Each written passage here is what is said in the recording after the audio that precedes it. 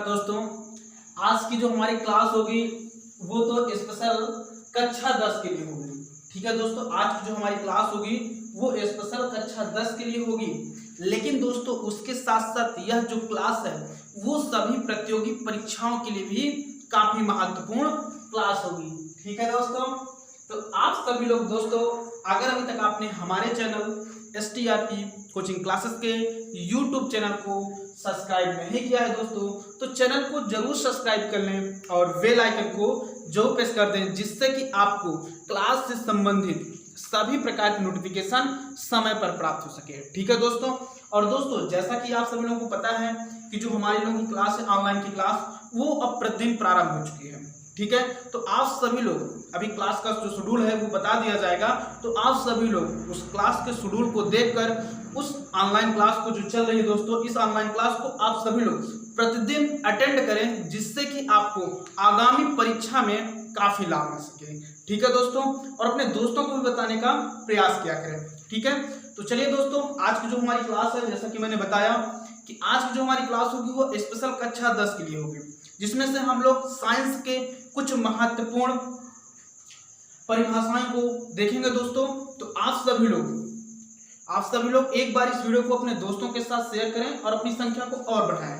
ठीक है, तो चलिए दोस्तों, आज जैसा कि आप सभी लोग देख पा रहे हैं यहाँ पे लिखा है क्या, यूपी बोर्ड परीक्षा कक्षा 10 और विषय क्या है दोस्तों, विज्ञान। क्या है दोस्तों, विज्ञान। ठीक है, तो दोस्तों इसमें से जो विज्ञान का भौतिक विज्ञान का पहला चैप्टर है, भौतिक विज्ञान का पहला चैप्टर क्या है दोस्तों, जैसा कि आप सभी को पता है ना, प्रकाश का परावर्तन और अपवर्तन। चैप्टर का नाम तो पता है। ठीक है दोस्तों, तो दोस्तों आइए हम लोग सबसे पहले प्रकाश को जानते हैं कि क्या है दोस्तों प्रकाश। तो जैसा कि आप सभी को पता है कि दोस्तों कि जो प्रकाश होता है वह दोस्तों क्या होता है, एक प्रकार का विकिरण है। क्या है दोस्तों, एक प्रकार का विकिरण है, और जो हमारी आंखों को क्या करता है, हमारी आंखों को संवेदित करता है। जैसा कि आप सभी लोग देख पा रहे हैं दोस्तों, प्रकाश वह विकिरण है जो हमारी आंखों को संवेदित करता है, उसे प्रकाश या लाइट कहते हैं। उसे क्या कहते हैं दोस्तों, प्रकाश या लाइट कहते हैं। ठीक है, जो प्रकाश एक प्रकार का क्या है, विकिरण है, जो क्या करता है दोस्तों, हमारी आंखों को संवेदित करता है। ठीक है, उसे क्या कहते हैं, प्रकाश या लाइट कहते हैं। ठीक है, जैसे अगर मान के चलिए आप रास्ते से जा रहे हैं, उधर से कोई व्यक्ति टार्च लेके आ रहा है और आपकी आंख पे जला दिया, तब दोस्तों क्या होगा, तब देखेंगे अटेंडम आपकी आंखें क्या हो जाएगी, बंद हो जाएगी। ठीक है, तो वही है दोस्तों, प्रकाश वह विकिरण है जो दोस्तों क्या करता है, हमारी आंखों को संवेदित करता है। क्या करता है, हमारी आंखों को संवेदित करता है, उसे ही क्या कहते हैं, प्रकाश कहते हैं। उसे क्या कहते हैं दोस्तों, प्रकाश कहते हैं। ठीक है, चलिए अब बात करते हैं दोस्तों अगली हेडिंग। आप सभी लोग नोट करते हुए चले। देखिए आप सभी लोग नोट करते हुए चले, अपने नोट्स बनाते हुए चले, क्योंकि दोस्तों ये जो क्लास है ये नोट्स बनाने वाली क्लास है।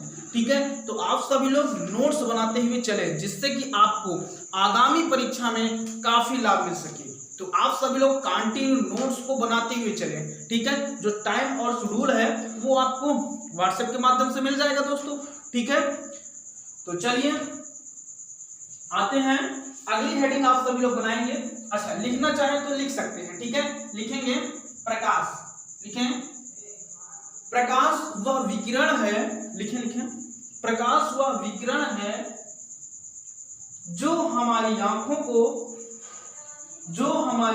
को क्या करता है दोस्तों, संवेदित करता है, उसे प्रकाश कहते हैं। ठीक है, कोई डाउट कमेंट करके जरूर बताएं। ठीक है, चलिए आगे आते हैं दोस्तों, अगली हेडिंग बनाएंगे आप सभी लोग प्रकाश का परावर्तन। अगली हेडिंग बनाएंगे आप सभी लोग प्रकाश का परावर्तन। तो हेडिंग बनाएंगे आप सभी लोग। देखिए दोस्तों, अगर बात करते हैं प्रकाश का परावर्तन, ठीक है, तो देखेंगे यहां पे नोट भी किया है मैंने,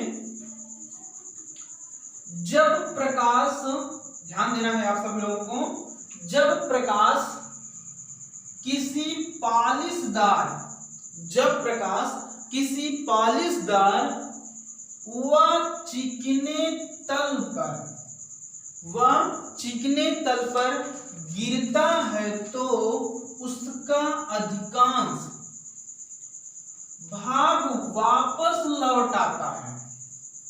उसका अधिकांश भाग क्या होता है दोस्तों?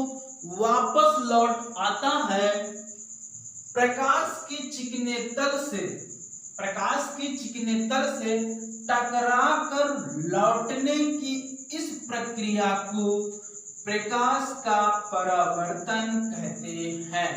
क्या कहते हैं दोस्तों? परावर्तन कहते हैं।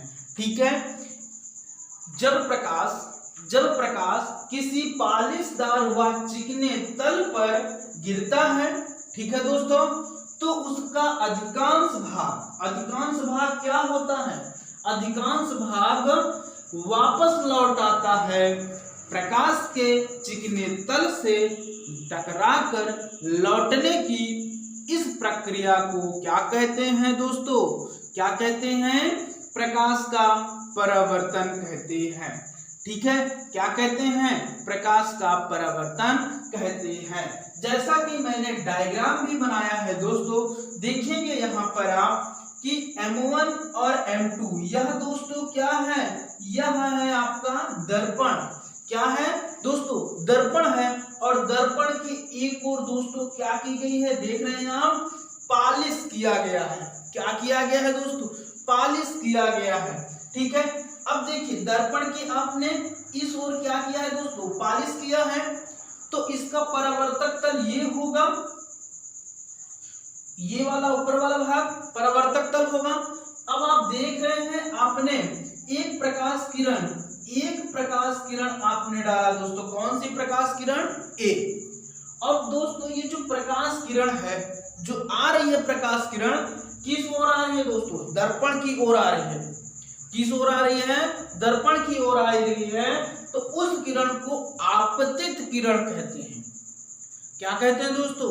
आपतित किरण कहते हैं। ठीक है, जो किरण दर्पण की ओर आ रही है, ठीक है, आपने प्रकाश की किरण ए को डाला और वह किस ओर जा रही है दोस्तों? दर्पण की ओर, यानी कि बिंदु बी की ओर जा रही है।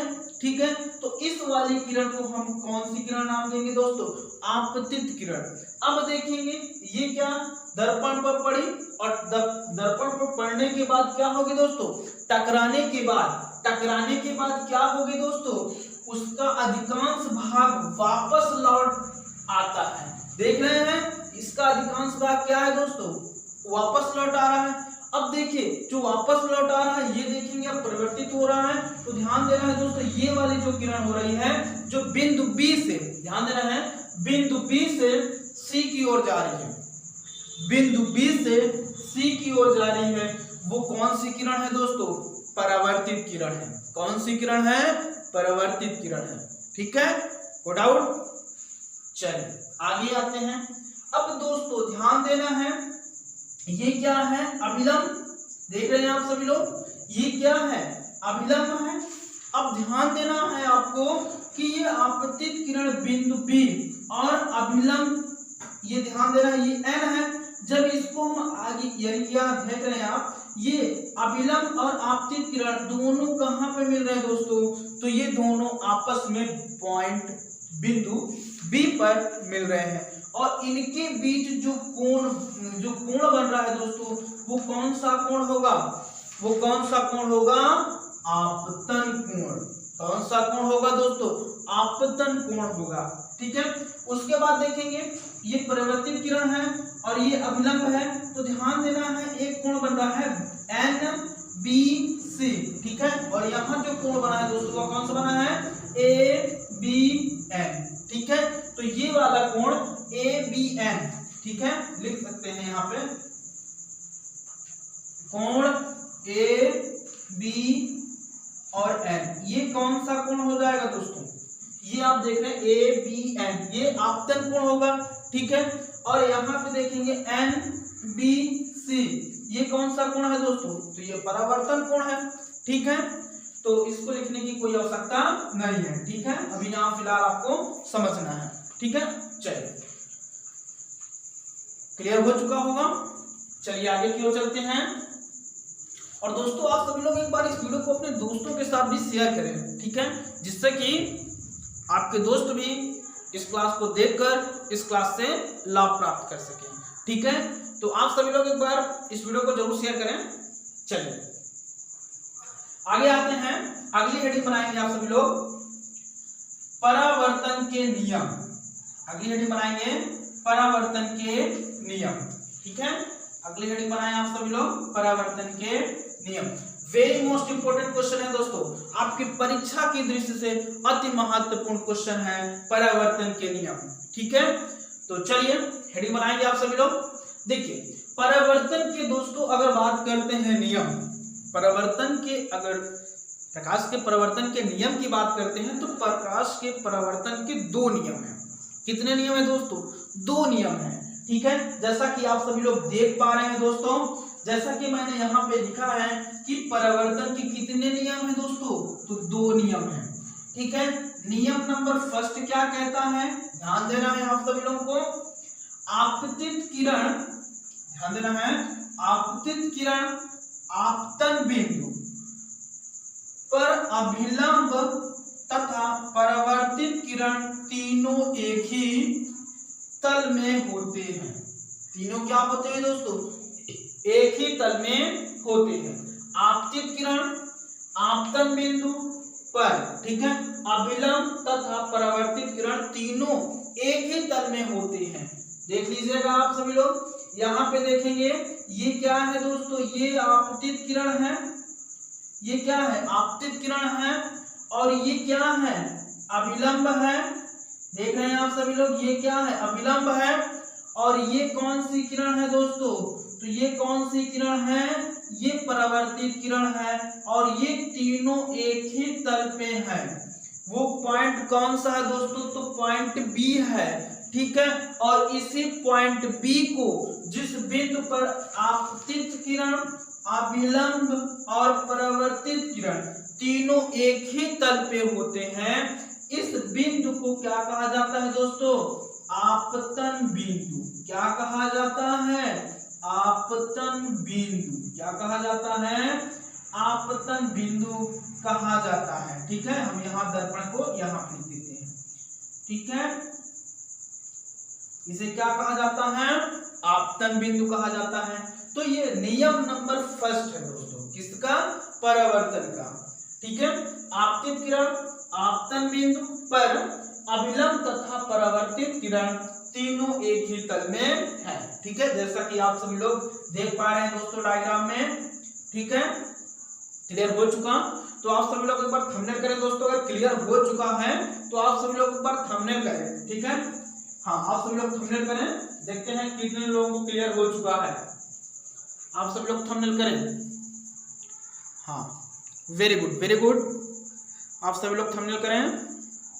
हाँ, देखते हैं कितने लोगों को क्लियर हो चुका दोस्तों। हाँ, बिल्कुल सही। चलिए, ठीक है। चलिए, हाँ, नोट करते हुए चलें, ठीक है। आप सभी लोग अपने नोट्सबुक में इसको नोट करते हुए चलें, ठीक है, जिससे कि आपको आगामी परीक्षा में दोस्तों काफी लाभ मिल सके, ठीक है। तो आप सभी लोग अपने नोट्स बुक में इसको नोट करते हुए चलें, क्योंकि दोस्तों जैसे कि आपको पता है कि यह जो क्लास है यह आपकी नोट्स बनाने वाली क्लास है, ठीक है। तो आप सभी लोग इसको नोट करते हुए चलें, ठीक है। आप सभी लोग इसको नोट करते हुए चलें, क्योंकि यह जो क्लास है आपकी वह नोट्स बनाने वाली क्लास है। तो आप सभी लोग इसको नोट करते हुए चलें, ठीक है। चलिए, अब नियम नंबर 2 की बात करते हैं दोस्तों। देखिए, नियम नंबर 2 क्या कहता है? परावर्तन कोण सदैव आपतन कोण के बराबर होता है। परावर्तन कोण सदैव आपतन कोण की क्या होता है दोस्तों? बराबर होता है, ठीक ठीक है। देखेंगे आपतन कोण और ये परावर्तन कोण, ये दोनों क्या होते हैं दोस्तों, ये दोनों आपस में बराबर होते हैं। ठीक है, क्या होते हैं, आपस में बराबर होते हैं। अगर इसका वैल्यू जो है दोस्तों अगर थीटा है तो ये भी क्या होगा, थीटा।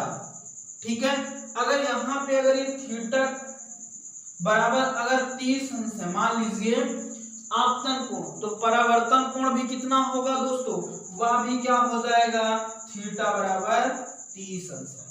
ठीक, 30 अंश हो जाएगा। अगर मान के चलिए आपने आपतन कोण अगर मान के चलिए 60 अंश है दोस्तों, तब क्या होगा, परावर्तन कोण भी क्या हो जाएगा, 60 अंश का हो जाएगा। कितने अंश का हो जाएगा, 60 अंश का हो जाएगा। ठीक है, तो पॉइंट नंबर यानी कि जो नियम नंबर 2 है दोस्तों, वह क्या कह रहा है, परावर्तन कोण सदैव आपतन कोण की क्या होता है, बराबर होता है। ठीक है, अगर इसका जो मान है दोस्तों वह है 60 अंश, तो परावर्तन कोण का भी मान क्या हो जाएगा, 60 अंश। ठीक है, चलिए क्लियर हो चुका होगा। चलिए तो इसको नोट कर लेंगे आप सभी लोग। ठीक है, चलिए अगली हेडिंग आप सभी लोग बनाएंगे प्रतिबिंब। अगली हेडिंग क्या बनाएंगे दोस्तों आप सभी लोग, प्रतिबिंब। तो आप सभी लोग हेडिंग बनाएं प्रतिबिंब। ठीक है, तो फिर इसको मैं क्लियर कराता हूं। आप सभी लोग हेडिंग बनाए दोस्तों प्रतिबिंब, हेडिंग बनाए आप सभी लोग, हाँ हेडिंग बनाए आप सभी लोग। चलिए आइए दोस्तों इसको हम लोग समझते हैं। देखिए अगर बात करते हैं प्रतिबिंब, तो दोस्तों प्रतिबिंब की अगर हम बात करते हैं तो ध्यान देना, प्रतिबिंब यदि प्रकाश की किरण, ध्यान दीजिएगा, यदि प्रकाश की किरण वस्तु के किसी बिंदु से चलकर, यदि प्रकाश की किरण वस्तु के किसी बिंदु से चलकर परावर्तन के पश्चात किसी दूसरे बिंदु पर जाकर मिलती है। ठीक है दोस्तों, यदि प्रकाश की किरण वस्तु के किसी बिंदु से चलकर परावर्तन के पश्चात किसी दूसरे बिंदु पर जाकर मिलती है अथवा किसी दूसरे बिंदु से आती हुई प्रतीत होती है।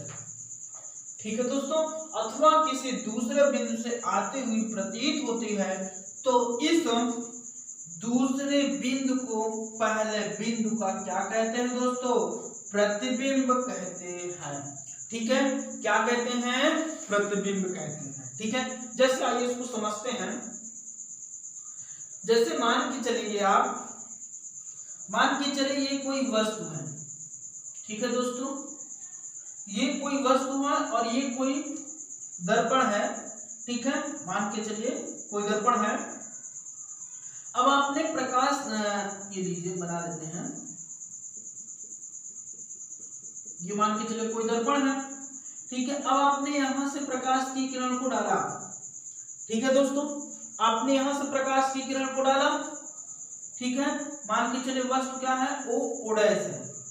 ठीक है, क्या है, ओ डैश है वस्तु। ठीक है, अब प्रकाश की किरण आपने डाला, तो अब ये क्या होगी दोस्तों, ये क्या होगी, ध्यान देना, ये परिवर्तन के पश्चात ये क्या होगी, ये एक दूसरे को यानी कि जहां पे ये मिलेगी, ठीक है, वहीं पे इस वस्तु का क्या होगा दोस्तों, प्रतिबिंब बनेगा। ठीक है, तो ध्यान देना यहाँ पे, यदि प्रकाश की किरण वस्तु के किसी बिंदु से चलकर, मान के चले यहाँ से बिंदु से चल रही है।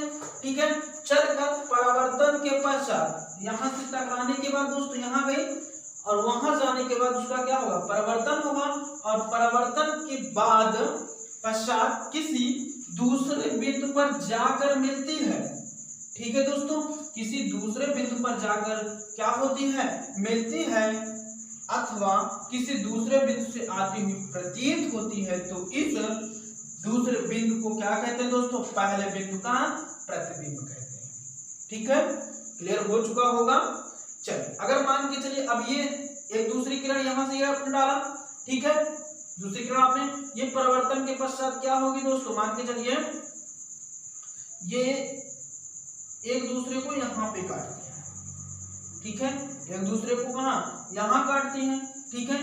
तो यहाँ पे इनका जो इमेज बनेगा दोस्तों, मान के चलिए पहली किरण थी और ये दूसरी किरण, तो यह देखेंगे जो इमेज बन रहा है दोस्तों ऐसा, ठीक है। तो ये उसका इस वस्तु का क्या है, इमेज है, यह प्रतिबिंब है, ठीक है। तो क्लियर हो चुका होगा। यदि प्रकाश की किरण वस्तु के किसी बिंदु से चलकर परावर्तन के पश्चात किसी दूसरे बिंदु पर जाकर मिलती है तो उसे क्या कहते हैं दोस्तों, उसे उस वस्तु का प्रतिबिंब कहते हैं, ठीक है। चलिए क्लियर हो चुका होगा दोस्तों, क्लियर हो चुका तो एक बार थंबनेल करें, ठीक है। इसको मिटा देते हैं, इसको आपको चलिए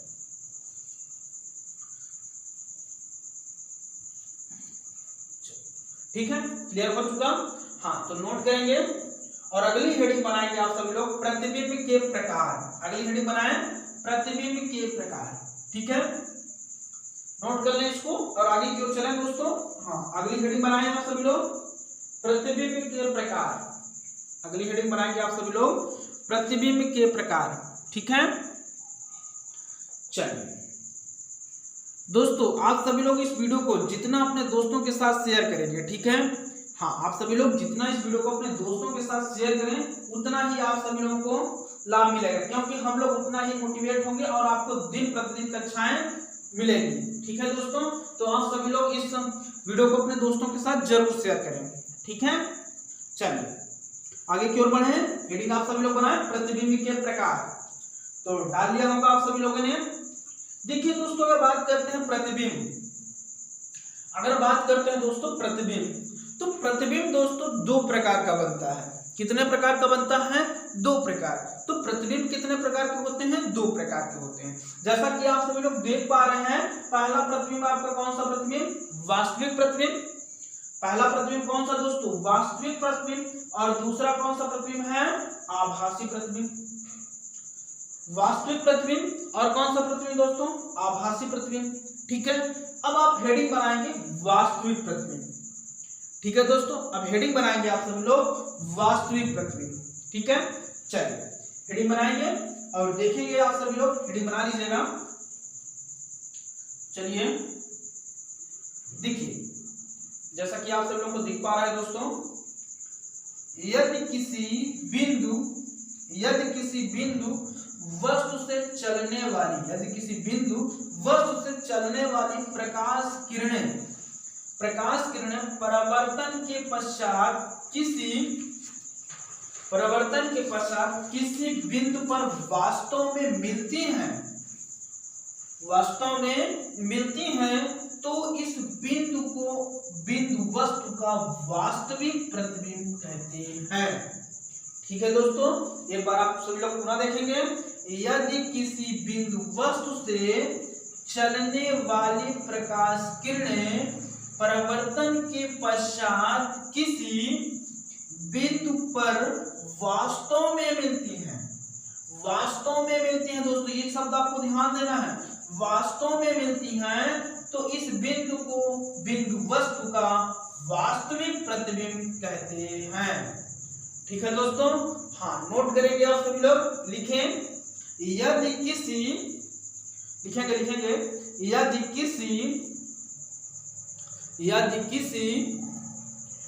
बिंदु वस्तु से, लिखेंगे, हाँ नोट करते हुए चलें आप सभी लोग, ठीक है। यदि किसी बिंदु वस्तु से चलने वाली प्रकाश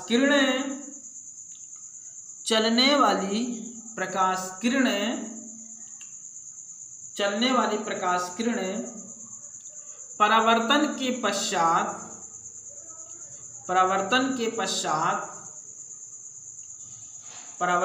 पश्चात किसी बिंदु पर, हाँ नोट करते हुए चलें आप सभी लोग, ठीक है, किसी बिंदु पर वास्तव में मिलती हैं, तो इस बिंदु को बिंदु वस्तु का वास्तविक प्रतिबिंब कहते हैं, वास्तविक प्रतिबिंब कहते हैं। ठीक है, चलिए अगली हेडिंग बनाएंगे आप सभी लोग। वास्तविक तो हो चुका दोस्तों, वास्तविक प्रतिबिंब तो हो चुका। अगली हेडिंग डालें, जैसा कि आप सभी लोग बोर्ड पे देख पा रहे हैं दोस्तों। क्या है अगली हेडिंग? आभासी प्रतिबिंब। क्या है दोस्तों अगली हेडिंग? आभासी प्रतिबिंब। क्या है? आभासी प्रतिबिंब। चलिए देखेंगे, पहले हम लोग इसको समझते हैं। हेडिंग आप सभी लोग बना लिया होगा दोस्तों। चलिए आभासी प्रतिबिंब अगर बात करते हैं दोस्तों, तो यदि किसी बिंदु वस्तु से, ध्यान दीजिएगा, यदि किसी बिंदु वस्तु से चलने वाली प्रकाश किरणें परावर्तन के पश्चात किसी दूसरे बिंदु से आती हुई प्रतीत होती है। क्या होती है दोस्तों? प्रतीत होती है। तो इस बिंदु को बिंदु वस्तु का आभासी प्रतिबिंब कहते हैं। ठीक है दोस्तों, क्या कहते हैं? आभासी प्रतिबिंब कहते हैं। एक बार आप सभी लोग पुनः सुनेंगे दोस्तों। यदि किसी बिंदु वस्तु से चलने वाली प्रकाश किरणें परावर्तन के पश्चात, ठीक है, परावर्तन के पश्चात किसी दूसरे बिंदु से आती हुई प्रतीत होती है, तो इस बिंदु को बिंदु वस्तु का आभासी प्रतिबिंब कहते हैं। ठीक है दोस्तों, क्लियर हो चुका होगा। चलिए आगे की ओर बढ़ते हैं। ठीक है, नोट कर लेंगे आप सभी लोग इसको। ठीक है, चलिए आगे की ओर बढ़ते हैं दोस्तों। अगली हेडिंग बनाएंगे आप सभी लोग। अगली हेडिंग जो है दोस्तों, और वो आपके दोस्तों जितने भी चीजें भी आपने देखा, कि जितने भी चीजें आपने परिभाषा देखी दोस्तों, ये आपकी परीक्षा की दृष्टि से अति महत्वपूर्ण है। ठीक है, और आज की जो क्लास है दोस्तों, वो आपकी परीक्षा की दृष्टि से अति महत्वपूर्ण क्लास है। ठीक है, तो ये जितने भी आपने इनकी परिभाषाएं देखा दोस्तों, ठीक है, जैसे प्रकाश हो गया, प्रकाश का परावर्तन हो गया, प्रकाश के परावर्तन के नियम हो गया, प्रतिबिंब हो गया, आभासी प्रतिबिंब हो गया, वास्तविक प्रतिबिंब हो गया। ठीक है दोस्तों, उस पर अभी हम लोग देखेंगे गोलीय दर्पण के प्रकार। ये आपकी परीक्षा के दृष्टि दोस्तों अति महत्वपूर्ण है। ठीक है, तो चलिए अगली हेडिंग बनाएंगे आप सब लोग गोलीय दर्पण। ठीक है, आभासी प्रतिबिंब हो चुका। अगर नोट नहीं किए हैं तो आप सभी लोग स्क्रीनशॉट भी ले सकते हैं। ठीक है, स्क्रीनशॉट ले लीजिए। चलिए स्क्रीनशॉट भी ले सकते हैं। ठीक है, चलिए आगे की ओर बढ़ते हैं दोस्तों। अगली हेडिंग बनाएंगे आप सब लोग गोलीय दर्पण। अगली हेडिंग बनाएंगे आप सब लोग गोलीय दर्पण। तो आइए दोस्तों, अब हम लोग गोलीय दर्पण को जानते हैं। ठीक है, तो दोस्तों अगर बात करते हैं गोलीय दर्पण का, तो ध्यान देना है, गोलीय दर्पण कांच के खोखले गोले का, ध्यान देना है, गोलीय दर्पण कांच के खोखले गोले का काटा गया भाग होता है। क्या होता है दोस्तों? जो गोलीय दर्पण होता है, जैसा कि आप सब लोग देख पा रहे हैं, गोलीय दर्पण कांच के खोखले गोले का काटा गया भाग होता है, और इसके एक तल पर क्या होता है दोस्तों? पारे की कलई। क्या होता है? पारे की कलई। ये आपको ध्यान देना है। ठीक है, क्योंकि यह आपका क्वेश्चन बहुविकल्पी में बन गया है। ठीक है दोस्तों, बना है। पारे की कलई तथा, इस चीज को ध्यान देना है, पारे की कलई तथा लाल ऑक्साइड, किसका दोस्तों? लाल ऑक्साइड का पेंट होता है। क्या होता है?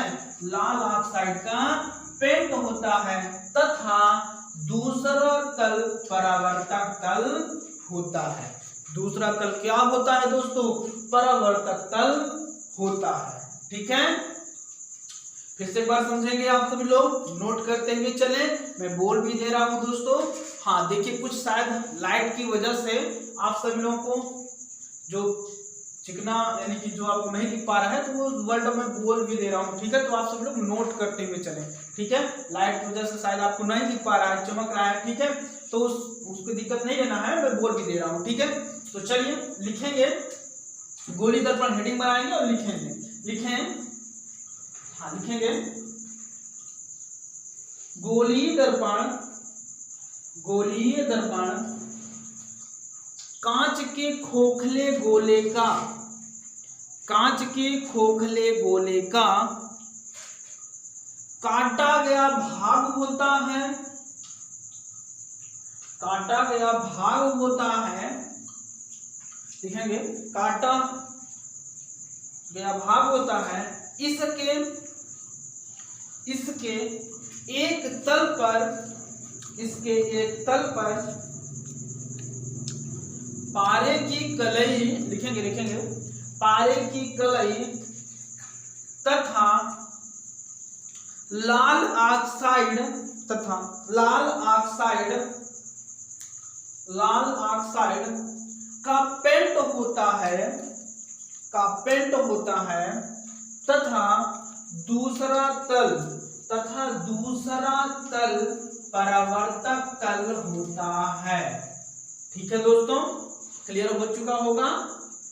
चलिए अब अगली हेडिंग आप सभी लोग बनाएंगे और अगली हेडिंग होगी दोस्तों गोलीय दर्पण के प्रकार। ठीक है, अगली हेडिंग क्या है दोस्तों? गोलीय दर्पण के प्रकार। तो डालेंगे आप सभी लोग गोलीय दर्पण के प्रकार। ठीक है दोस्तों, हेडिंग बनाइए आप सभी लोग गोलीय दर्पण के प्रकार। हाँ हेडिंग बनाए आप सभी लोग गोलीय दर्पण के प्रकार। हाँ डालें। चलिए आगे की ओर चलते हैं। आपने हेडिंग क्या डाला दोस्तों? गोलीय दर्पण के प्रकार। ठीक है, ठीक है। अभी हम लोगों ने जाना दोस्तों कि गोलीय दर्पण क्या होता है। अब हम लोग देखेंगे गोलीय दर्पण कितने प्रकार का होता है। ठीक है, तो जैसा कि आप सभी लोग बोर्ड पे देख पा रहे हैं दोस्तों, गोलीय दर्पण कितने प्रकार का होता है दोस्तों? तो गोलीय दर्पण दो प्रकार का होता है। कितने प्रकार का होता है? दो प्रकार का होता है। गोलीय दर्पण दो प्रकार का होता है। ठीक है, अगर बात करते हैं दोस्तों पहला आपका क्या है? अवतल दर्पण। क्या है दोस्तों? अवतल दर्पण। और दूसरा क्या है? उत्तल दर्पण। पहला क्या है? अवतल दर्पण और दूसरा क्या है? उत्तल दर्पण। ठीक है, तो दोस्तों जैसा कि मैंने आपको ऑफलाइन क्लास में पढ़ाया भी है। ठीक है, आप जानते हैं, अगर आप पहले चलिए आप सभी लोग पहले अवतल दर्पण और उत्तल दर्पण की परिभाषा बताएं, कमेंट करें, देखते हैं कितने लोगों का कमेंट आता है। आप सभी लोग उत्तल दर्पण और अवतल दर्पण की परिभाषा कमेंट करें, देखते हैं कितने लोगों का आंसर आता है। हाँ कमेंट करें, आप सभी लोग कमेंट करें, देखते हैं कितने लोगों को परिभाषा क्लियर है। ठीक है, तो आप सभी लोग कमेंट करें। हाँ कमेंट करें आप सभी लोग। और आप सभी लोग एक बार अपनी वीडियो को शेयर करें दोस्तों, एक बार आप सभी लोग इस वीडियो को अपने दोस्तों के साथ शेयर करें। ठीक है, जिससे कि संख्या और बढ़ सके। ठीक है, तो आप सभी लोग एक बार इस वीडियो को अपने दोस्तों के साथ शेयर करें, जिससे कि आप सभी लोगों की संख्या और बढ़ सके दोस्तों। ठीक है, तो चलिए आगे की ओर बढ़ते हैं। हाँ एक बार आप सभी लोग पहले शेयर करें। ठीक है, चलिए आइए आते हैं दोस्तों अवतल दर्पण। दोस्तों देखेंगे अवतल दर्पण की अगर बात करते हैं तो अवतल दर्पण वह दर्पण है, अवतल दर्पण वह दर्पण है। ठीक है दोस्तों, अवतल दर्पण वह दर्पण है जिसमें परावर्तन दबे हुए तल से होता है। जो परावर्तन होता है दोस्तों वह क्या होता है? दबे हुए तल से होता है। ठीक है, अवतल दर्पण वह दर्पण है जिसमें परावर्तन दबे हुए तल से होता है, उसे क्या कहते हैं दोस्तों? अवतल दर्पण कहते हैं। ठीक है, उसके बाद अगर बात करते हैं दोस्तों उत्तल दर्पण की, उत्तल दर्पण की अगर बात करते हैं दोस्तों तो ध्यान देना है, उत्तल दर्पण वह दर्पण होता है जिसमें परावर्तन उभरे हुए तल से होता है। क्या होता है दोस्तों? उभरे हुए तल से होता है। ठीक है, परावर्तन क्या होता है दोस्तों? उभरे हुए तल से होता है, उसे क्या कहते हैं? उत्तल दर्पण कहते हैं। उसे क्या कहते हैं दोस्तों? उत्तल दर्पण कहते हैं। ठीक है, तो क्लियर हो चुका होगा दोस्तों। अगर दर्पण की बात करते हैं तो गोली दर्पण कितने प्रकार का होता है दोस्तों? गोली दर्पण आपका दो प्रकार का होता है, एक अवतल दर्पण, एक उत्तल दर्पण। अवतल दर्पण की अगर बात करते हैं तो अवतल दर्पण वह दर्पण है जिसमें परावर्तन दबे हुए तल से होता है, उसे क्या कहते हैं? अवतल दर्पण कहते हैं। ठीक है, उसके बाद अगर बात करते हैं उत्तल दर्पण, तो उत्तल दर्पण वह दर्पण है जिसमें परावर्तन उभरे हुए तल से होता है। ठीक है दोस्तों, चलिए आगे बात करते हैं। देखिए एक बार इसको हम लोग रिपीट कर लेते हैं, एक बार हम लोग इसको रिपीट कर लेते हैं, ठीक है, तो और क्लियर हो जाएगा। देखिए अगर बात करते हैं प्रकाश, अगर बात करते हैं प्रकाश, तो प्रकाश वह विकिरण है जो हमारी आंखों को संवेदित करता है, उसे प्रकाश कहते हैं। प्रकाश क्या है दोस्तों? प्रकाश वह विकिरण है जो हमारी आंखों को क्या करता है? संवेदित करता है। क्या करता है? संवेदित करता है, उसे प्रकाश या लाइट कहते हैं। ठीक है, उसके बाद अगर बात करते हैं प्रकाश का परावर्तन, जैसा कि मैंने अभी आपको बताया कि जब प्रकाश किसी पालिशदार व चिकने तल पर गिरता है तो उसका अधिकांश भाग वापस लौट आता है। प्रकाश के चिकने तल से टकराकर लौटने की इस प्रक्रिया को प्रकाश का परावर्तन कहते हैं। क्या कहते हैं दोस्तों? सॉरी दोस्तों, हाँ क्या कहते हैं?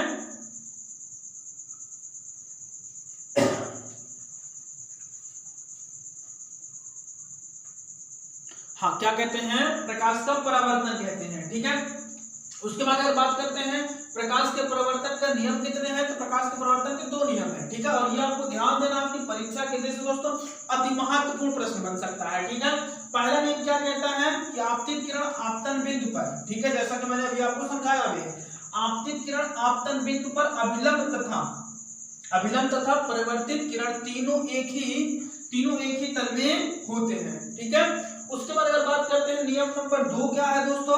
परावर्तन कोण सदैव आपतन कोण के बराबर होता है।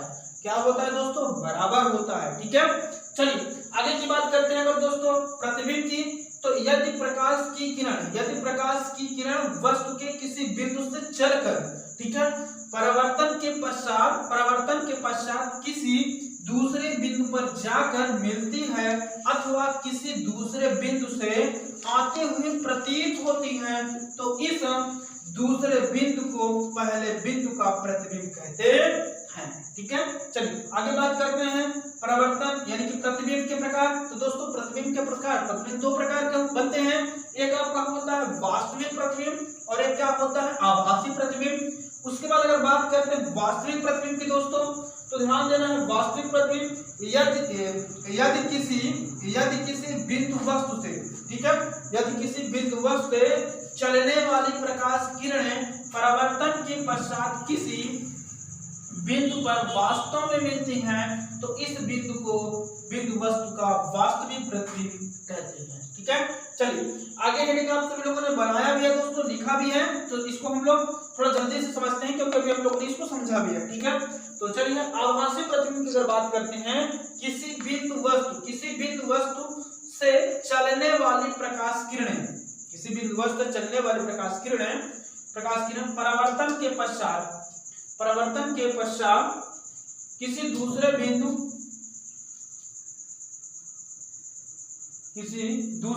से आती हुई प्रतीत होती है, तो इस बिंदु को बिंदु वस्तु का क्या कहते हैं? आभासी प्रतिबिंब कहते हैं। चलिए आगे बात करते हैं गोली दर्पण।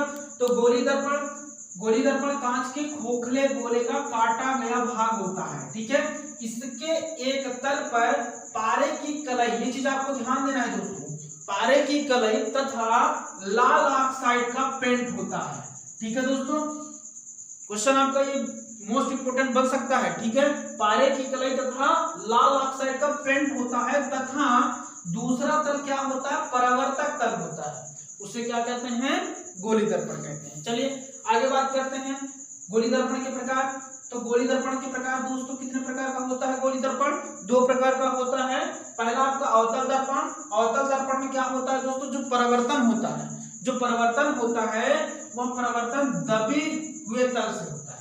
ठीक है दोस्तों, और जो उत्तल दर्पण है वह जिसमें परावर्तन दोस्तों क्या होता है?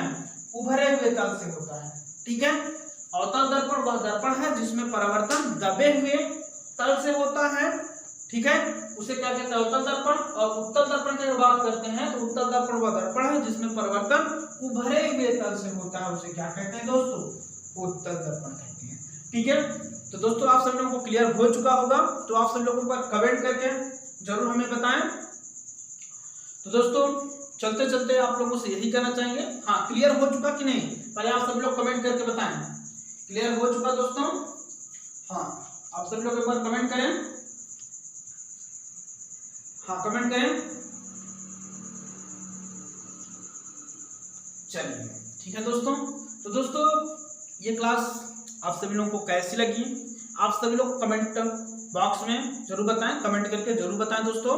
ठीक है, और दोस्तों आप सभी लोग इस क्लास को अपने दोस्तों के साथ भी शेयर करें जिससे कि उनको भी लाभ मिल सके। आप सभी लोग इस क्लास को अपने दोस्तों के साथ भी शेयर किया करें जिससे कि उनको भी लाभ मिल सके।